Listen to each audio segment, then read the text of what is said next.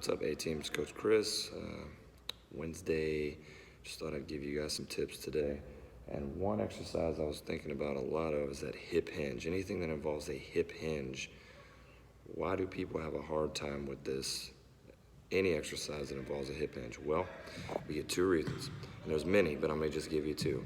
Number one, core. Core is probably weak. Okay, that's step number one. That's the first thing you need to fix is engage the core, try to activate it, get it primed up before you do a hip hinge. The second thing is, and again, there's many different reasons, okay, hamstring is probably really tight, okay, which prevents you from tipping over or leaning over as much. So if you look at those demos, if we look at the demos on the screens, we see the demo athletes doing the, like Demo Deborah, Demo Dan, doing those exercises, they're flat. Their back is flat, they're tipping way over. So the reason why you probably can't do it is because those two things, your core is weak and your hamstring is really tight. So those are two things. There's many, like I said, but I'm just gonna point out those two. So how do you fix this? How do you combat this? Well, I'm gonna talk about the high row, the low row, and I'm gonna talk about that reverse fly because we've had those three recently. So this is the setup, okay? Always remember the setup. And if you feel like you're feeling a pull or you feel like you're getting that belly sticking out, again, come up a little bit higher. That's always the option, to come up a little bit higher and go lighter in the weight if you can't tip all the way over. So this is what it's supposed to look like. Number one, you always start out with the setup. For the setup, you wanna bend the knees a little bit, all right? Always bend the knees, get a little bend in there, and then stick those hips all the way backwards behind the heels. If you can tip over a little bit more, great. You wanna make sure that back is not rounding. You wanna make sure that back is, you're not sticking up too much like this, but you want a flat back, okay, as we do this. Now, let's say you can't bend over that much. Cool, you bend the knees, kick the hips back, stand up a little bit taller.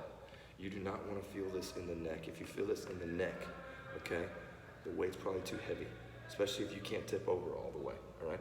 So you wanna, this is all you got right here. Go a little bit lighter in the weight. Again, this is the fly. I'll show you the fly. We did this the other day. You want to kick those elbows backwards. Boom.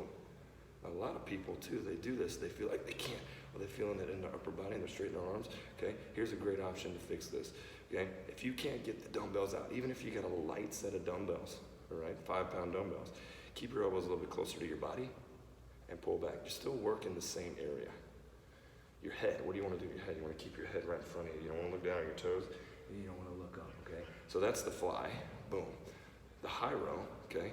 Turn the dumbbells sideways, like so, and then pull backwards, boom, separate. Pull those elbows backwards. I want to feel that right in the middle of your back again. If you're coming up, this is what you don't want. Feel it in your neck, you kill your neck. Go backwards. Again, if you feel like you need to come up a little bit higher, that's cool. Come a little bit higher, keep your elbows a little bit closer if you gotta come up higher, just like that reverse fly.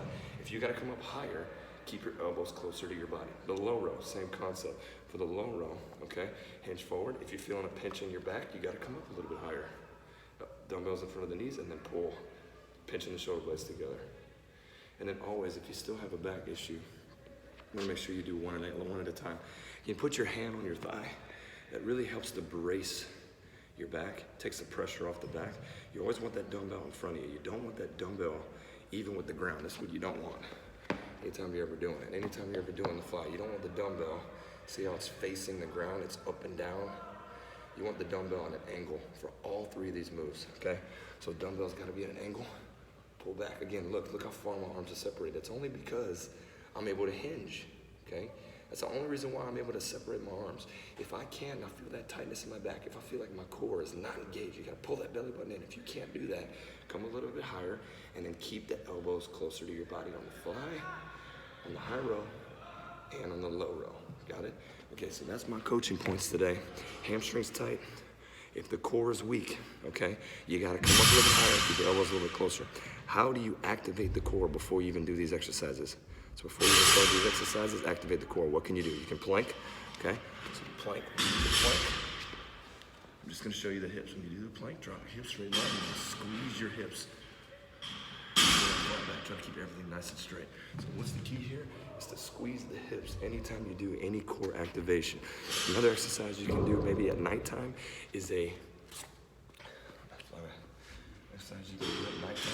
pelvic tilt. If you're having issues with the core and you're having trouble tipping over, do this every night. So the tip it goes like this.